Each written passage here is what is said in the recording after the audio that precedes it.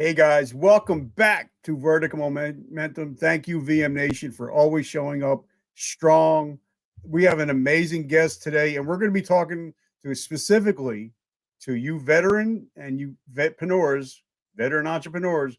We're going to teach you how to start a winning team, or also, or because you're only as strong as your weakest link. And my brother Pat, he's done it all. He's an entrepreneur, he's a coach, he's a veteran. He does it all. He's a Swiss Army knife of positiveness. I can't wait to talk to him. So, guys, make sure you listen to this episode till the end because we're going to give you 3 things you can do today to get your business humming and in the right way in quarter 4. So, brother Pat, welcome to the show, my friend. Hey, Richard. Good to see you, brother. Thanks for having me. I love it. I didn't think I was gonna like you because you're from Buffalo and I'm a Dolphins fan. So, but You failed to share that before we started talking. well, I just wanted to throw that in there. Brother, thank you so much for coming on the show. I love everything you're doing. I love, about face. I love everything. We're going to talk about that.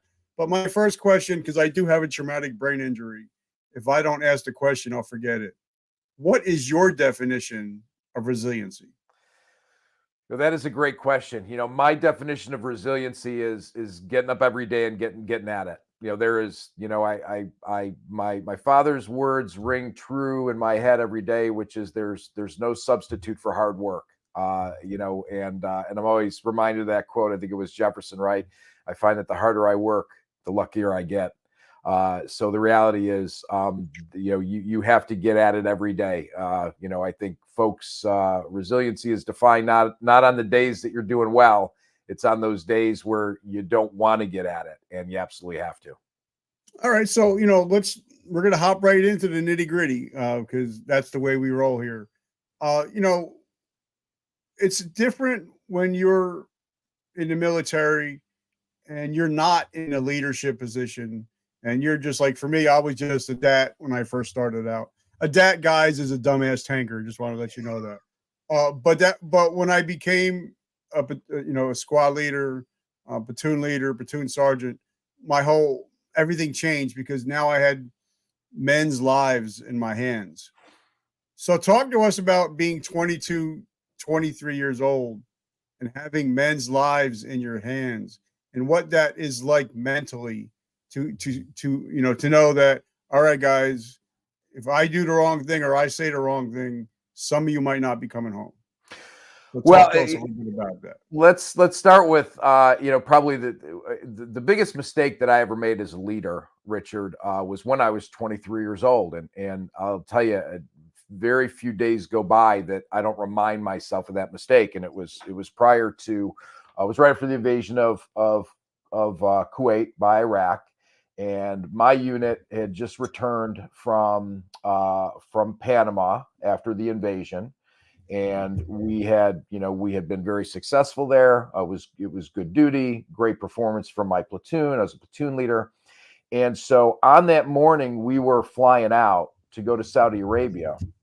I had my platoon in front of me, and it was probably 6:30 in the morning. We were packed up, ready to go. And behind the platoon were all of the sons and daughters and parents of these 30 men that I was responsible for. And I felt compelled to go and speak to them. And I walked to the back of the platoon and began to address the families. And in that moment, Richard, I made a statement to them that, looking back, was my biggest mistake. And I said, look, I promised to bring your father's sons home alive. And I got to tell you, I've reflected on that many a time over the years because it was a promise I never should have made. It was a promise I had no right to make. And I'd love to tell you, Richard, that it came solely from wanting to give them hope. But the reality is, a lot of it came from my ego. At 23 years old, I thought I was such a sound leader. I had attended Valley Forge Military Academy. I had done some time in Central America, even prior to going to Panama. And I had this level of confidence that I felt I could make that promise. And I lived with that promise for every day and every minute that I was over in the Middle East, whether it was at Saudi or, when we invaded Iraq. So I reflect back on that and think to myself, humility, right, is so important as a leader, understanding that you can't and should never make promises you can't keep. You can work as hard as you possibly can. You can be as dedicated as you possibly can, but understanding your limitations as a leader is one of the things that's always reminded me of. And like I said, a lot of days go by that I don't think about that. And I will tell you, talk about timing. So on the day the ceasefire was announced, we were I was sitting in a tent eating lunch. We were listening to Armed Forces radio, transistor radio, hanging off the tent pole, and they made the announcement that the ceasefire had been called. All of my platoon had been safe up to that point. And I remember thinking to myself in that moment, oh my gosh, after all this worry, I'm going to be able to keep that promise I never should have made. And within minutes of that announcement being made, there was an explosion within our camp. And I remember grabbing my helmet and my weapon and rushing out of the tent and thinking to myself, oh my gosh, right after thinking everything's okay, what now? And we were fortunate. We had some injuries within the company, but not within my platoon. So that always rings for me. Just remembering that, you're responsible for these folks and you can work as hard as you can, but you know what, you got to be careful and understand what are your limitations as a leader, what you can control and what you can't control. Well, the reason I bring that up, because I did a post, I knew we were going to be talking today, and it just got me thinking. My mentor and friend, Mr. John Lee Dumas, has probably one of the top podcasts, Entrepreneurs on Fire, in the world. But a lot of people don't realize that he was a tank commander in Iraq and he lost a tank crew. And he was so depressed. He was very suicidal. Mm-hmm. So a lot of people will see, like you see, John, they'll see the success, but they don't realize that there was some stuff that you had to go through to become the person that you are. That's why I brought it up, because a lot of people, they're stuck a lot, and I see it in a lot of vetpreneurs. A lot of them are stuck on being veterans, and they don't really move on to being a vetpreneur, an entrepreneur. They're still stuck in the 80s. Like I know guys that I served with, they're still rocking the camo. They're still, and I'm like, I am a veteran, but I'm also a podcast host. I'm an author. I'm a speaker. I've kind of moved on a little bit, and I see a lot of people that don't actually move on. They're just stuck in that veteran status. And I don't think you could be successful in the business world if you're just stuck in one thing. Like a lot of people don't even if people don't even realize there's an actor, his name was Lee Marvin. Yeah. And he's one of the greatest actors of all time. Yep. But when they buried him and it said, I think it said Private Lee Marvin from the United States Marine Corps.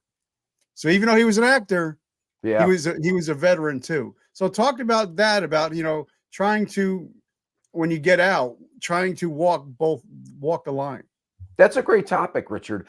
And I think you're right. I would completely agree with you, right? A lot of folks that I'm still in contact with maybe haven't moved on. I think the important thing is to really relish and leverage the skills and the experiences that you had in the military. Because the reality is we've had experiences that a lot of folks both haven't and really can't really comprehend or understand. So I think there's that element.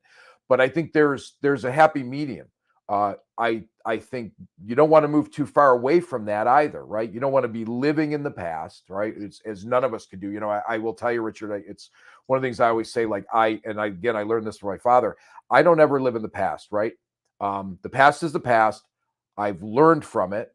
The lessons that I've learned, I'll never forget, but I never live in the past. You can't change the past. And I think everybody should remember that.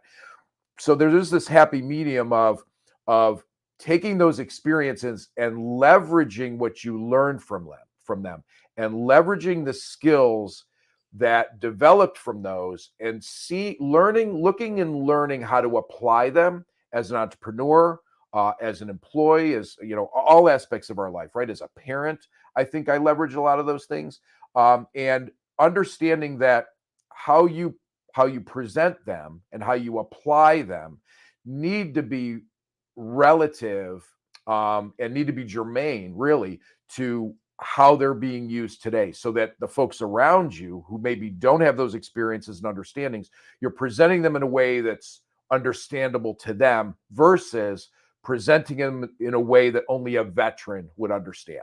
Does that kind of make sense? Yeah, well, I didn't think I was going to mention our sponsors this quickly, but it kind of just moved right into it. So I'm just going to thank our sponsors because something that my friend David Nordell talks about in his company MaxFab Consulting, when you hire a veteran, you're getting the best of the best. Even if they served 4 years, the military has spent over $400,000 teaching them to be a leader. Yep. Even if you spent 10 minutes in the military, you know how to do time management, SOPs, how to, how to be a leader. And that's what, the military will teach you. And if you put 10 veterans in a room and you're the CEO and you say, all right, I need this done or nobody leaves today, we're going to get it done. It's going to be We're done. going to find a way to get it done. We may not have all the plans and everything, but we'll build it first and then we'll give you the plans later. So, and so if you guys are veterans, or if you're a CEO and you want to hire veterans, you want to hire the best, and you know that if you hire a veteran or a disabled veteran, you can get up to $12,000 a year tax break. And also, even if you need anything done for disabilities in your place of business, the government will pay for it 100%. Mm-hmm. So guys, make sure if you're a CEO, COO, you want to hire the best, make sure you hire a veteran and reach out to David. Also, guys, as you know, I'm a veteran, 23 years. I was with GNC for over 30 years. So I love pre-workouts. I love coffee, but either they tasted like ass or they didn't work and I was in the shitter 10 minutes later. So I came out with my own coffee. It's called Vertical Momentum Coffee. High energy, no crash, tastes amazing. But the best part is, for every bag that we sell, we're going to be able to put up 12 veterans and their families for 1 year, take care of them physically, mentally, spiritually, and financially at zero cost to the veteran. So guys, if you love coffee with a mission, write coffee down below and I'll get that information to you. So Pat, let's talk about it, because, we veterans, we either make really shitty employees or we make great employees, because that we're going to show up early because 10 minutes early is 15 minutes. You know what I mean? We're always early. Yep. My wife calls it Kaufman time. We're early for everything. Our uniforms are always going to look good. We're always going to be spitch. Oh, back then it was spitch. Back then, that's right. but not anymore. So talk to us about, especially if you're a CEO, what's the benefits of hiring a veteran? And also, what have you used being a veteran to help in your business and your entrepreneurial journey? Well, I'll go back a little bit if we can, Richard. So I spent 15 years with Johnson & Johnson. When I left the military, my first job was Johnson & Johnson. I spent 15 years there. And a couple of years into my tenure at Johnson & Johnson. What did you do at J&J? So I originally went into pharmaceutical sales. Spent two and a half years doing that. I'll be very upfront, not my favorite job. Wasn't really something I enjoyed. But I wanted to stay with Johnson & Johnson, and Johnson & Johnson, obviously a huge company, had a lot of the other opportunities. So somebody reached out to me when I was looking to move into another role and said, hey, look, we've at the time, Johnson & Johnson's recruiting department was centralized for the whole, United States in all functions except for sales. So they reached out and they said, look, this guy that I met at J&J said, look, I've got money for 6 months to run a pilot program to centralize sales recruiting for the United States. And I was living in Tennessee at the time, and I was trying to get back up to the Northeast, close to my family. And so he said, look, we'll move you up. we'll try this for 6 months. If it works, then it'll continue. You'll have a job. If it doesn't work, he said, at least you're up here and we'll find you another role. So for 6 months, we piloted this program, was extremely successful, ended up, getting approved, and we ended up, it ended up as a permanent department. And it was at that time, now I had come out, obviously, the military through a JMO recruiting firm. And so I saw the value of that because me and a handful of my friends had gone through these organizations. So when I took over running the sales recruiting department, I started a large scale military hiring program for Johnson and Johnson. J&J is very decentralized. At the time I started J&J, I think there were 60 some different companies. I think by the time I left, there were like 150. So everybody was doing their own thing, and there was quite a bit of military hiring and veteran hiring, but it was really in silos. Certain organizations did a lot of it. So I started a program where we actually formalized that, and we started doing it from a centralized standpoint. I interviewed a bunch of military recruiting firms, ended up settling on one that could meet the large scale needs I was looking for, and put in place this program. And what was interesting about this was, while J&J had been hiring folks into sales for pharmaceuticals, they hadn't really done much hiring on the medical device side. Very different, and that's where I essentially spent the majority of my career, was on the medical device side.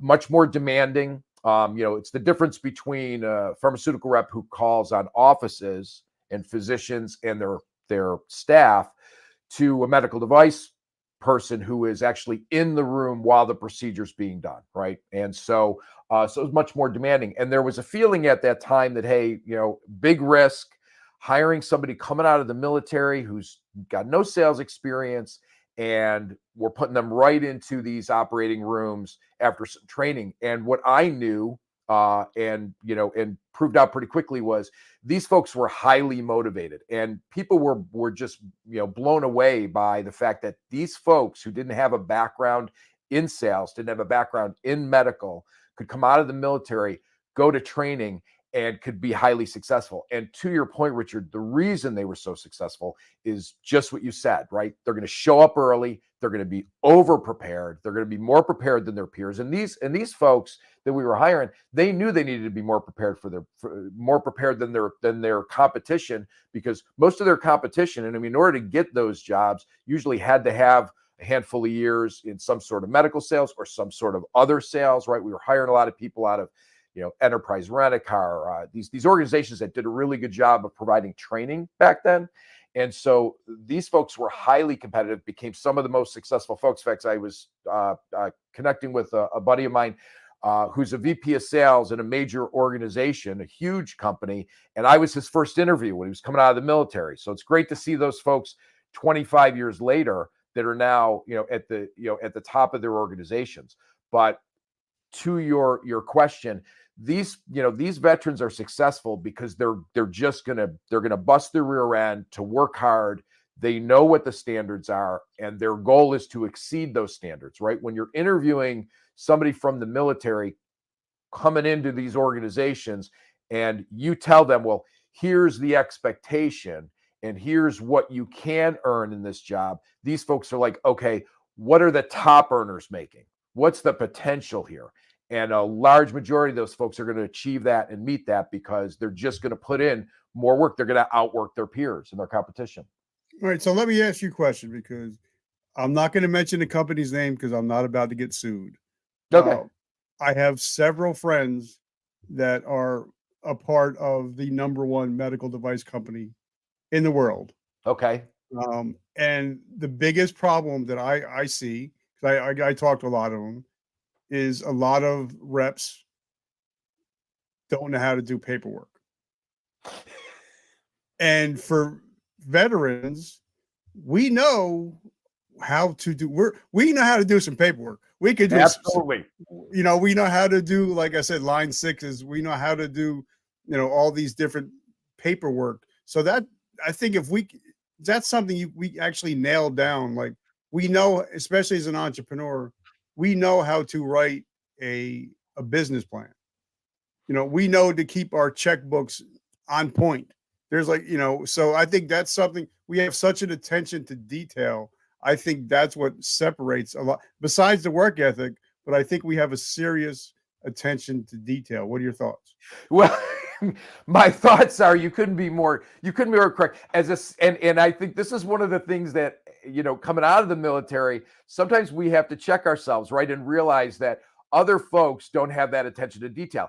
And as a new sales manager, when I became a sales manager in that sector, this was one of my biggest points of frustration, Richard, was I would have reps that I'm like, I don't understand why this is so hard, right? I can't have you turn in an expense report. I can't be hollering at you for 3 months waiting for an expense report when, to your point, my my prior service folks, my veterans, are turning that stuff in on a weekly basis. And I could never comprehend that. Now, over time, have I understood it? Probably not as much as I should, because I just don't have a high tolerance for, right? It's a requirement of the job. I look at things and go, veterans really understand. Here's what's expected, and they're just going to deliver it. There's not a hemming and hawing. There's not a discussion about it. But the amount of times I've had some employees over the years that I am tired of having this discussion about getting your paperwork in. So it's a really interesting point you bring up. Hadn't thought about before discussion, but it is so absolutely true, right? It is just part of what you're expected to do. And there's no delaying it. There's no, I'm not going to do it till my boss hounds me about it. It just gets done.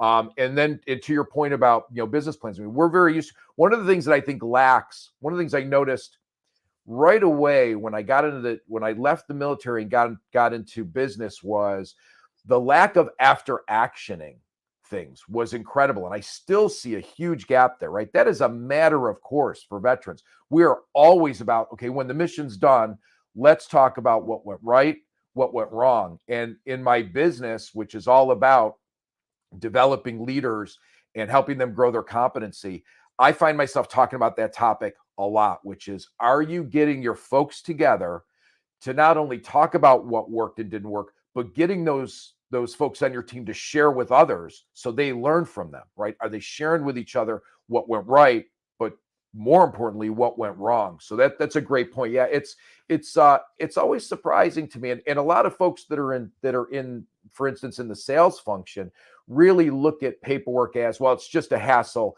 and I'm just going to delay it, or I'm just not going to do it. And when in a lot of them, when they're approached about it, they're like, well, this is not moving my business forward. I'm like, well, yes, it is, and we can get into that discussion, but I don't really have time to get in that discussion. Bottom line is, it's got to be done, and I shouldn't have to hound you for it. So it's a great point, and it is a strength that veterans bring. I love the cat, by the way. I know. I just saw her. That's awesome. She's That's usually awesome. not in that window. She's usually in the other one. She came to visit.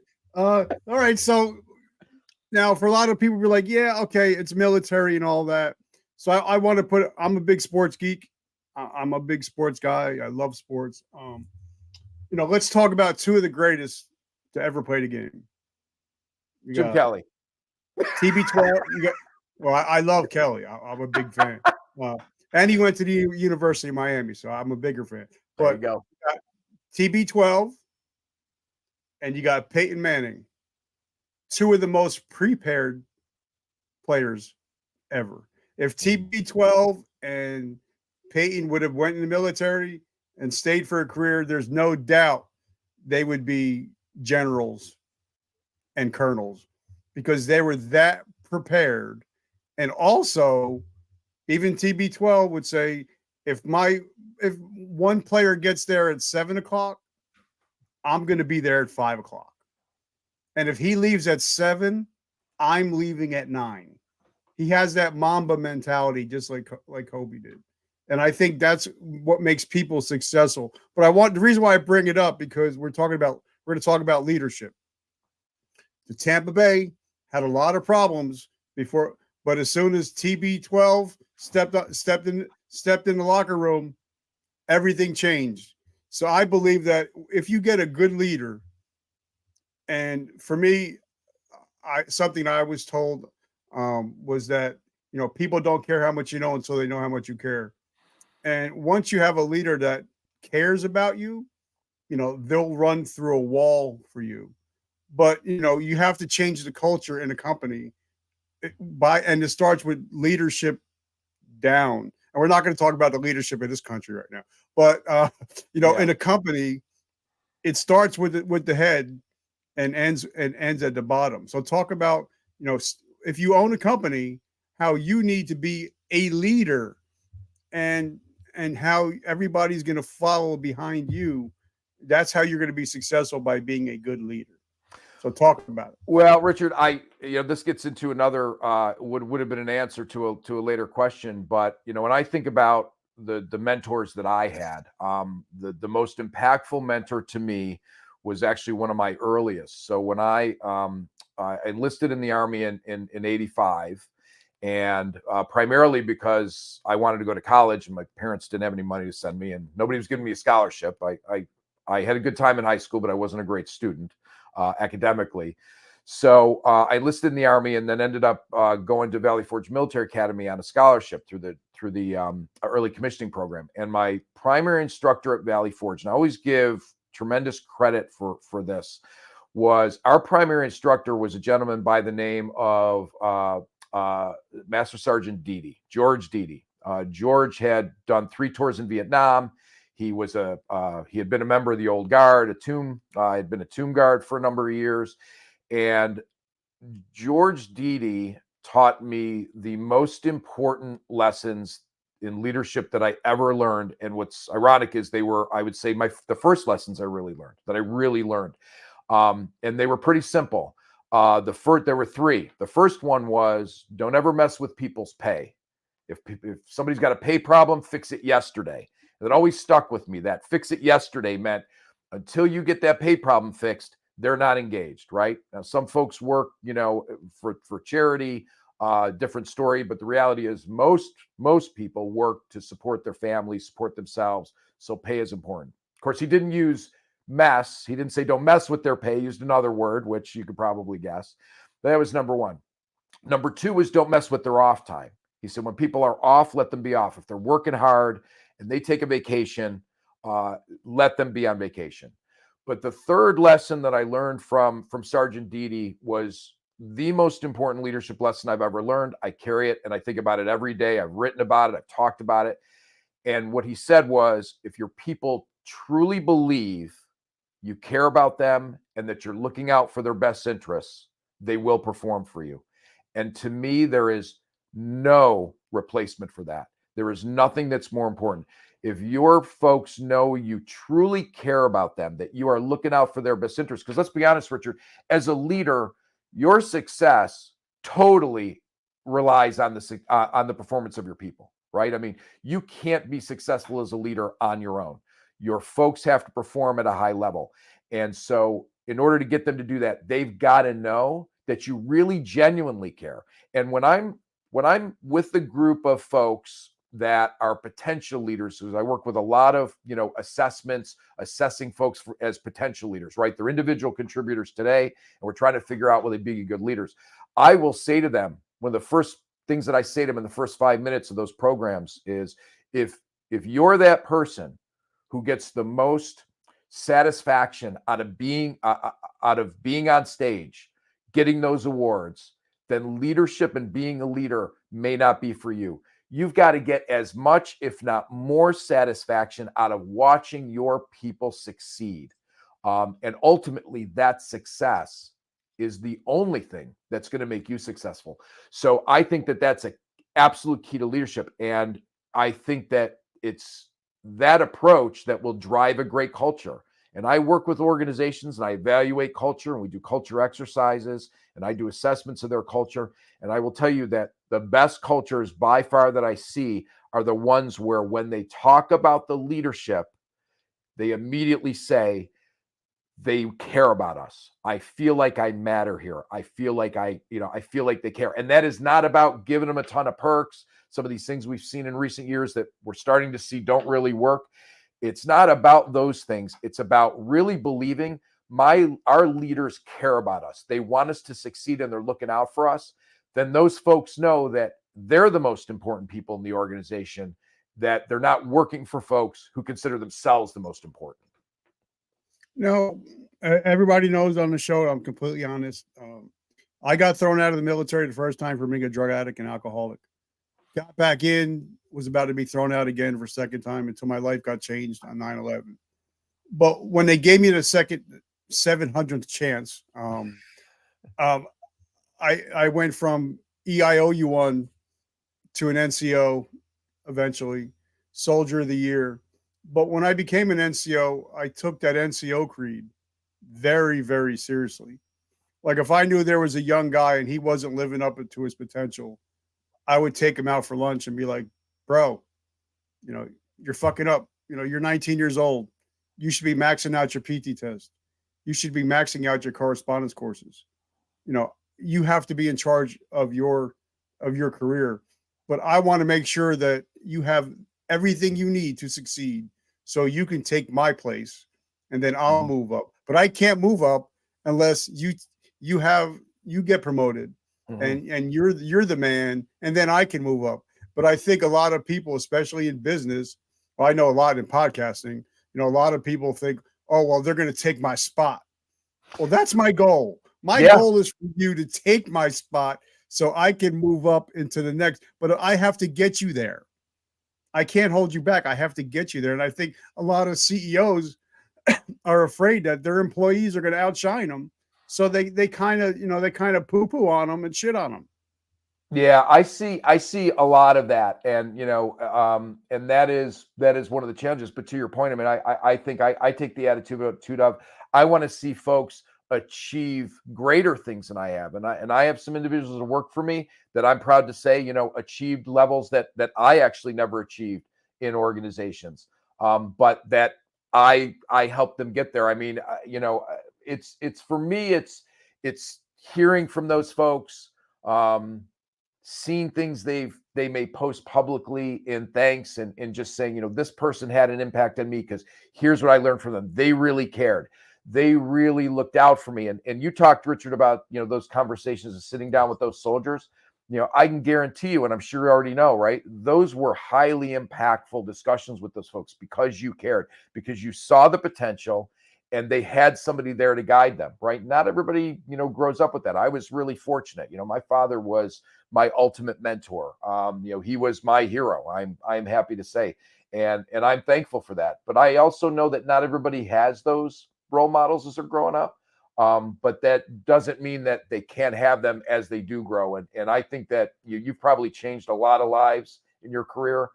I hope that, I've had an impact on some people that, has really helped them realize their potential more than they did on their own. Well, for me, it was, once I got busted for like the 8th time and they decided to keep me, there were some NCOs that said, all right, because what happened was I got busted and they're going to throw me out at the end of September, but because of 9/11, it changed my life. But I had drill that next weekend and I got there 2 hours early. And I watched all the successful people were getting there an hour and a half, 2 hours early.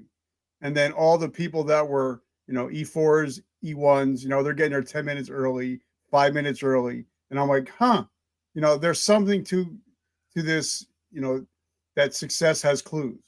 Yeah. And that's what I started to do. And there was some NCOs that they start seeing me that I started getting there 2 hours early. I stayed 2 hours late. I volunteered for everything. Every single thing I volunteered. You want to send me to school? I'm good. You want to send me to class? I'm good. You want whatever you want? I'm there. And then eventually the first sergeant and the company commander started taking me under their wing and saying, okay, now you should be a leader because you're doing leadership stuff. And if it wasn't for somebody like Sergeant Shepard, who is no longer with us, he took me under his wing, even though he was a Clemson fan. He took me under his wing and showed me what it was like to be an NCO. And that's why I try to be the best. Even today, I tell everybody, if you're struggling, I'll take the arrows for you until you can get healthy again. And I still believe in I still believe in the NCO creed, even though I'm not in the military anymore. And I think that's what a leader does. And by the way, I don't like calling myself a leader, but somebody once told me that heroes talk about themselves, but legends get talked about. So I love that. I'd rather somebody else call me a leader, because if you have to call yourself a leader, you're not really a leader, right? No, I love that. And I'll go back to something you were just talking about, because I think it's really pertinent when you talk about the advantage of hiring veterans and why veterans excel. And it goes to what you just said, which is they're very often showing up early. They're often volunteering. They're looking for opportunities to grow. And so I'll tell you, when I'm speaking to somebody who is unhappy about their progression in their career, and they're like, so they're saying to me, I feel I should be further along. Some of the questions that I'll ask them, one of the most common ones that I'll ask them is, tell me about how much have you been seeking out opportunities to grow? How many times have you gone to your boss and said, hey, look, I don't know a lot in this area. I want to look for opportunities to grow that.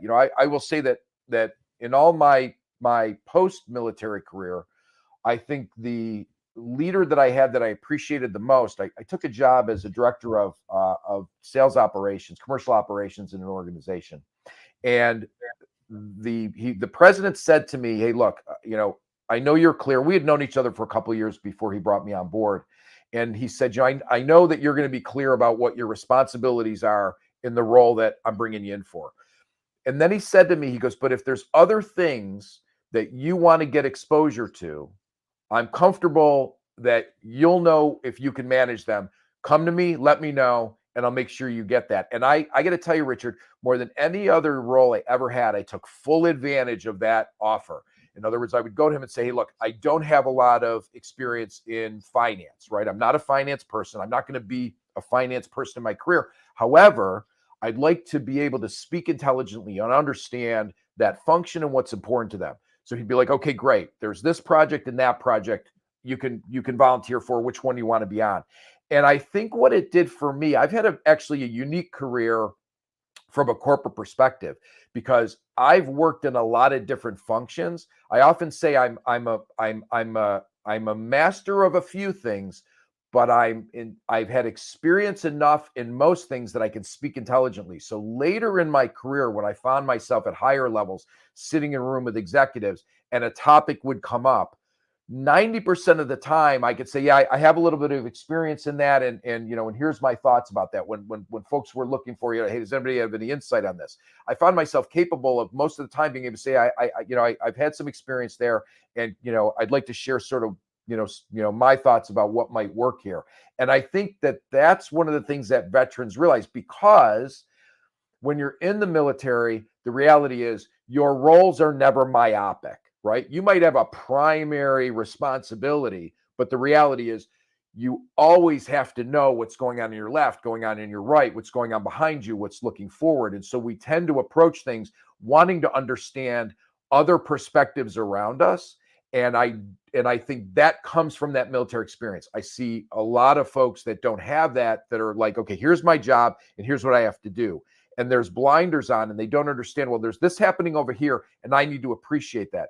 And it's also helped me when I go into organizations identify when that's happening. So I'll go in very often and I'll do a diagnostic, which is, I do an assessment, and I'll do a bunch of interviews, and I'll spend an hour with, say, 20 or 30 folks talking about the organization. And what I'll discover is they're operating too much like silos. You have folks in this function that don't have an appreciation of what's going on in this other function, or really what's their motivation, right? So I'll say, well, understand what yours is, understand what your role is and your responsibility is. But you know what? You're not appreciating this area that you're supporting and what's driving them. So you feel like you're butting heads, but you're butting heads because you don't understand what's important to them. And so we'll talk about, how do you get that exposure? Spend more time with these folks. Sit down and ask them, what's your primary concern or goal in this project or in this area, and hear it from them. That'll give you perspective on why maybe what you're doing or delivering is not aligned to them, and it will be more aligned if you can understand that. So I think that's a big advantage of veterans. All right, so now something like I said, I'm writing stuff down that I want to talk about. I once heard, and I wish I remember who said it, but I've read over 6,000 books, and I got 18 books going right now. So all the quotes get mixed up. But somebody said if you do more than you get paid for, eventually you're going to get paid more for what you do. Oh, And I that's a and great.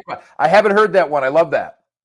I believe that. And the reason why I mentioned it is because, and I'm going to mention two things. When I was a tank commander, and if it was raining out, I'd be out with my guys, putting down the tarps, sweeping the motor pool, taking out the garbage, cleaning the toilets. I didn't care. But if my guys were out doing it, damn well I'm going to be out doing it.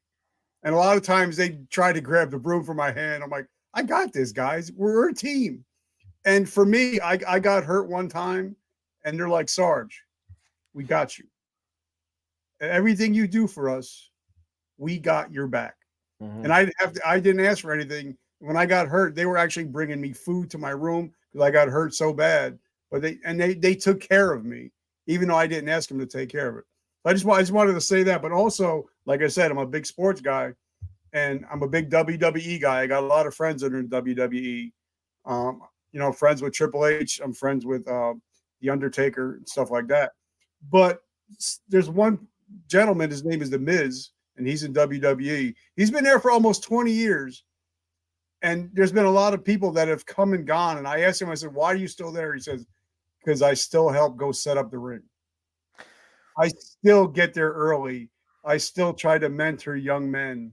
And I try to be an asset to the company. I'm not asking what the company's doing for me. I'm trying to be an asset for the company. So talk a little bit about that, because a lot of people, when they go for a job interview, they're like, well, what's the company going to give me?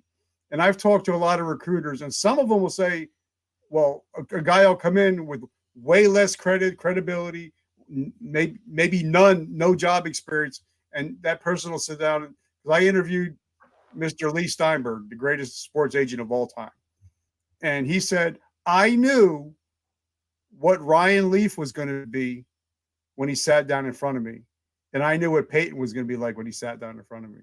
Is it because Peyton said, Mr. Steinberg, what can I do to help the NFL and the Shield? And Ryan Leaf was, well, what can the NFL do for me? So talk about that, because there's a big difference when somebody sitting in front of you and they ask you, well, what can I do to help your company? How are you not going to want to at least hear this guy out and say, he's got something that the other 8 guys I just interviewed, they don't have.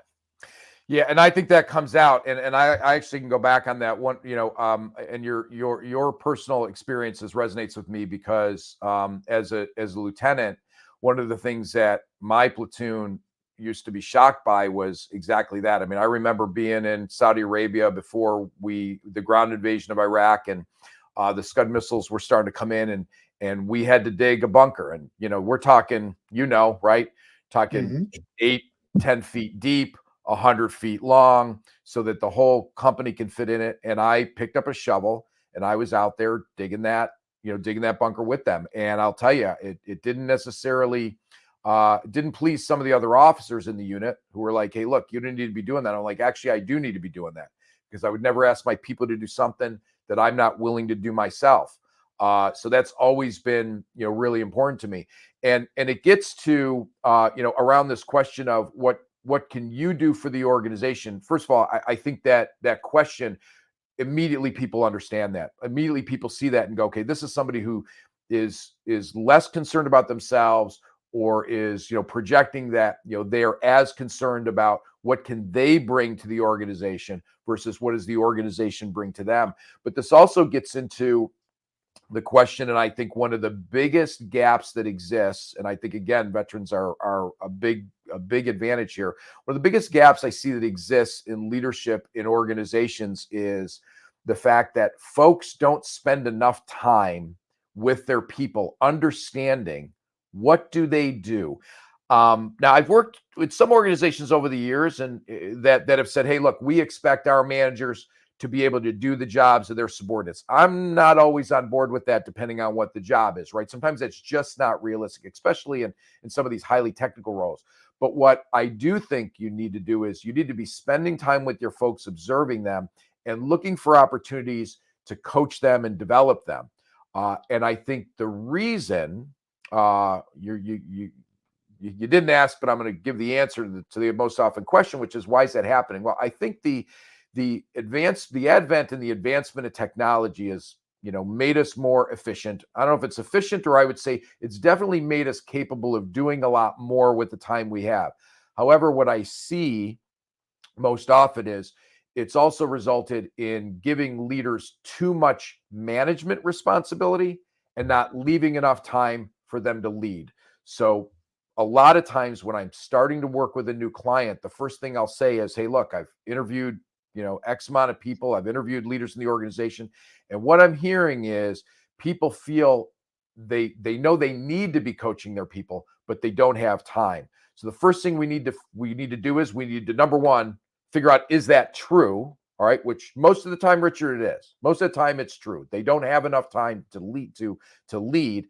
And then look into, what are we asking them to manage and what can we remove? Because they're probably doing a lot of things that if we looked at it and said, is this as important, this management task? Is this management task more important than them coaching and developing and leading their people? The answer most of the time for 50 or plus percent of that stuff is no. Then we've got to remove those barriers to give people time to actually spend with their people, understanding, observing, what are they doing? What do they need help with? How do we coach them up? How do we coach them to be more successful? So I think that's really, really key. But now something, because I'm friends with a lot of, you're like my almost 1,100 interview. And I've talked to a lot of CEOs, CFOs, millionaires, billionaires, and a lot of them, they own companies, and a lot of them, the successful ones, are going to say, I want to get down there. I want to see what they're doing, Yeah, and how I can improve the process. Because like when I was just about to get out in the military, they started doing these things called speed loaders to load your rounds and ammo.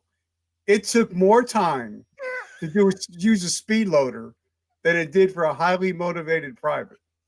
So I think sometimes if somebody would just go down and say, ask the guy that's running the machine what would be better, because you're not going to know, but he knows what's going on and why we're so slow.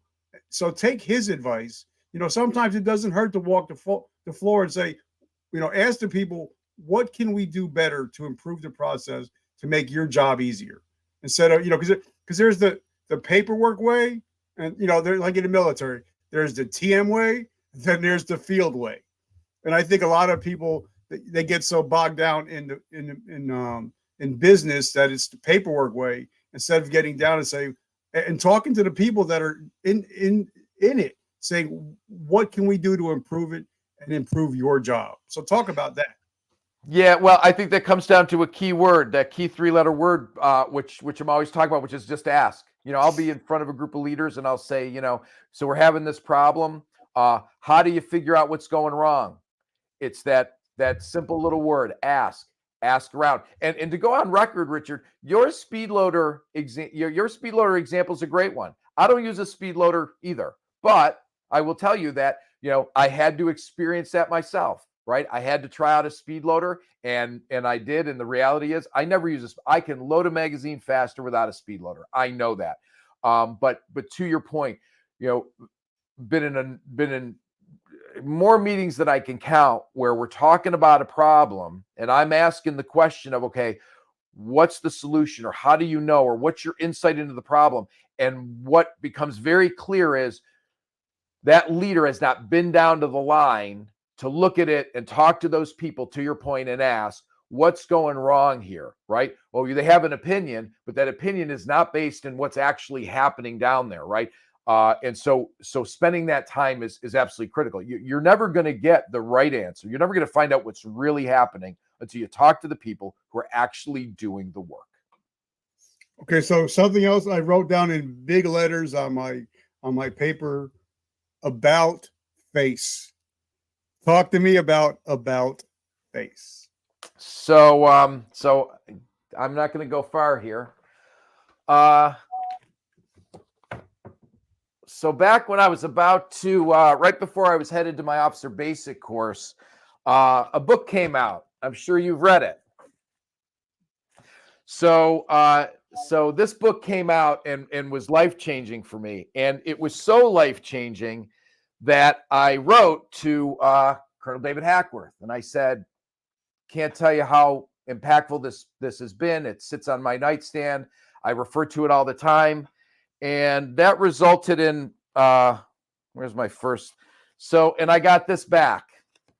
It was the first correspondence between Hack and I, and it was the first correspondence that led to a relationship that lasted for decades. I was really fortunate over the years to call Hack a friend. I was moved by the fact he took the time to write back, and over the years, and he used to love to write. People don't. I always found it funny that Hack always wrote postcards when he would send me notes, which I'm like, you're sending, everybody can read this. But so when Hack passed away, it was really impactful to me. And there's also a tie in there. So when I made the decision to leave a corporate job, I'd been in the corporate sector for 25 years. What had essentially happened was I was working for a big organization. I was working and living remotely because I was traveling all over the country and didn't need to be in the office. And they came to me and said, hey, look, you've been working remotely. It's fine. But the reality is you got to move to Minneapolis for your next job, for your next promotion.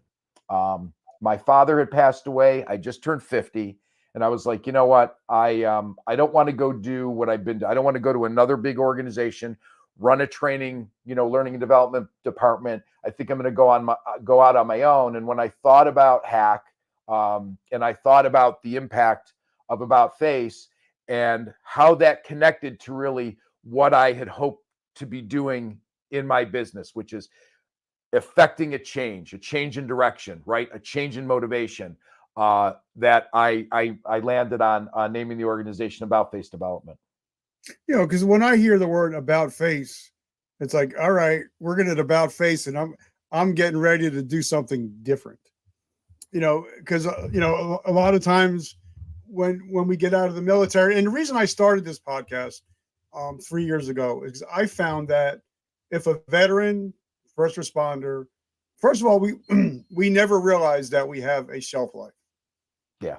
And for me, I went in as the young buck. I went in the day I turned 17. I joined. I retired at the age of 42. So I went from the young buck to the old man, but I didn't realize that there's a shelf life. And I'm no longer Sergeant Kaufman when I hit the streets. Yeah. And I realized that most people that I've talked to, whether they're Navy SEALs, whether they're Delta, whatever their job was, you're no longer that. And then when you get out, you have to reimagine and reinvent yourself. So you're pretty much having to about face. And the reason why I started the show is because I found that if a veteran or a first responder either starts your own company, starts your 501(c), has another mission, they're less likely to put the pistol in their mouth and pull the trigger if they have a mission. So that's why I started the podcast. So, talk to us a little bit about, finding a mission again after service, because I think it's so important to just find a mission again. And I think that that's a good question, Richard, because I mentioned earlier, I left the military and went into this sales job in pharmaceutical sales, and I was not happy. I did not enjoy it. It wasn't what I saw myself doing. I wasn't leveraging any of what I thought were the most valuable skills that I had learned in the military. And so that was a tough couple of years of, really questioning, did I, should I have made the decision I made? Should I have left the military? And so I think you have to be really honest with yourself, but I think you have to realize that there is a mission out there that's going to be right for you. And it takes reflection. And this sort of ties into a lot of the work I do. One of the most important things is taking the time to reflect, right? And reflect in the right manner, not reflecting on all the mistakes and what's gone wrong, but reflecting on what have I learned about myself? What's going to make me happy? What is to your point, what is my mission? What is the mission that I'm searching for? And I'll tell you, Richard, it took me, it wasn't quick for me. It took me a number of years to really land and say, what am I passionate about? I am passionate about helping others achieve their leadership potential. One of my mantras is every employee deserves a good leader. I really firmly believe that. Every employee deserves a good leader, and you can make it simple and say the number one reason people leave jobs is because of their manager. And that's the reason people move on from jobs that they might be highly successful in. So you have to be willing and able to sit back and go, you know what? Today may not be my best day, but what am I learning from it? And what is the direction that I need and want to head that's going to make me motivated more than anything else? And for me, that turned out to be helping other leaders get better so that their employees felt I have a great leader. I mean, I knew this, Richard, because probably the greatest compliment I've ever received in my entire life, and I've been fortunate to hear it many times, is when folks have said to me, you were the best leader or the best manager I ever had. And I always would ask, why? What was it that I did that made you feel that way? And it over time, it just, for me, just became my mission. My mission was I want every leader and manager to have that experience. I want their employees, those under their charge, to say, you were the best man. You weren't the easiest. And I used to love to hear that too. Folks would say, you were by no means the easiest leader or the easiest manager I had, but I learned the most from you. I developed the most from you. I succeeded the most because of what you gave to me. So you have to be able to say, what is it that I'm passionate about? And how do I turn that passion into a career and into a life that's going to make me satisfied? Okay, now, like when I speak on stages, and I've spoken everywhere. I also speak in jails, prisons. I'll go to the opening of a cereal box. It doesn't. I like to talk to people, but because they say that 10% of the people will remember your name, 50% of the people remember what you said, but 100% of the people remember how you made them feel. How you made them feel. Right. Yes. Yes. So now let me ask you a question, because this is a teaching podcast. It's October 18th, 2023. If Private Joe Snuffy just gets out of the military, wants to start a business, what would be your top 3 pieces of advice? The first one would, and great question that I hadn't prepared for. So, number one, figure out what you're passionate about, because, and I believe somebody can start a business that they are not 100% passionate about, and they can be successful. But boy, will they be more successful if they're focusing on something that they're passionate about. If you are truly passionate about something, you will find a way to make that business successful. That is by far number one. Number two is probably more practical. Understand at a baseline financial competency to running a business, right? And I think this was easy for me because, to your point earlier, right, we know what it means to have to learn something, whether it's something we want to learn about or not. But if it's part of the mission, we'll figure it out. Financial competency in running a business is key. And I would also say to people, the good news is it doesn't take a lot and it's not overwhelming, right? You just need to know, what do you have to manage? What's coming in, what's going out? How do you manage that business? And then I think the third is be very clear about your mission in what you want to do when you are talking to your potential customer base. So, and this is important to me, and here's why. In my business, it's very, very, as a consultant, it's very, very common for consultants to go to an organization and say this: tell me what your problem is and I'll help you fix it. We'll help you fix it. Well, the reality is there's nobody out there who can fix everything. There's nobody out there who has expertise in everything. When I go to my clients, prospective clients, I let them know, hey, look, I'm going to tell you where our expertise exists. I'm going to tell you the areas that we can help your organization. I'm going to be very upfront if we discover a gap that we can't address. And people are blown away by that. I'm always shocked because clients say, wow, that's really different than what I normally hear. And I just, I just to appease myself, sometimes I say, why? What do you normally hear? Even though I know the answer, they'll say, well, most people come in and say, tell us what's going wrong. We'll help you fix it. And I'm like, well, that's not realistic. I'm not an expert in everything, but I'm an expert in the areas that I'm going to tell you that and if you have a problem I can't fix, I'm going to help you find somebody that can help you fix that problem, and I'll work with them if that's an opportunity. So I think those three things: find what you're passionate about, develop the financial competency needed to run a business, and the third is be very clear in your message to your customers about what you can help them do and what you can help them with.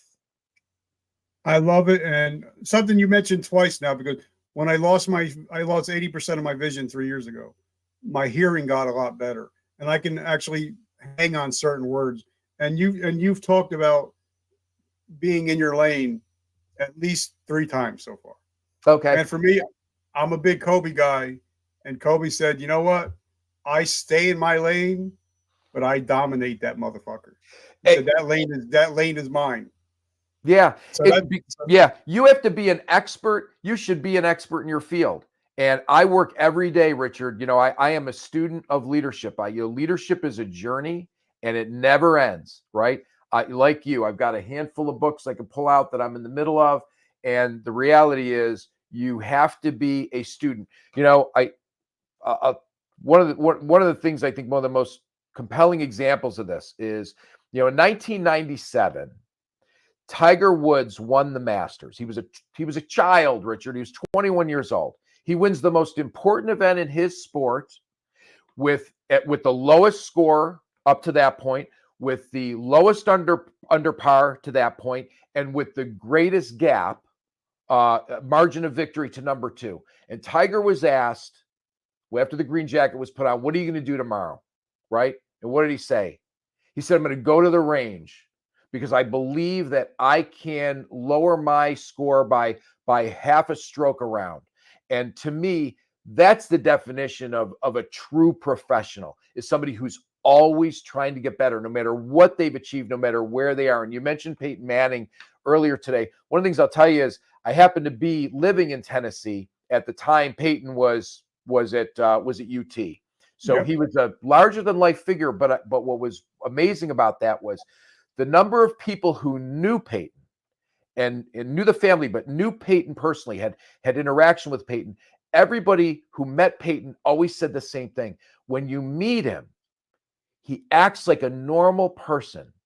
He doesn't act like a king. He doesn't act like what he's probably earned. And, and let's be honest, UT football, right, is a religion in Tennessee, but people would say he's this down-to-earth person who everyone can relate to, even though he's, even at that time, had achieved this status and this celebrity. And, and knowing that and seeing that as an example, being humble, being somebody who's always willing to say, I may know a lot, but there's always more I can learn, I think is key to being successful. And one of my best friends, his son was the quarterback for University of Tennessee. Jarrett was I actually helped get him healthy enough for college football.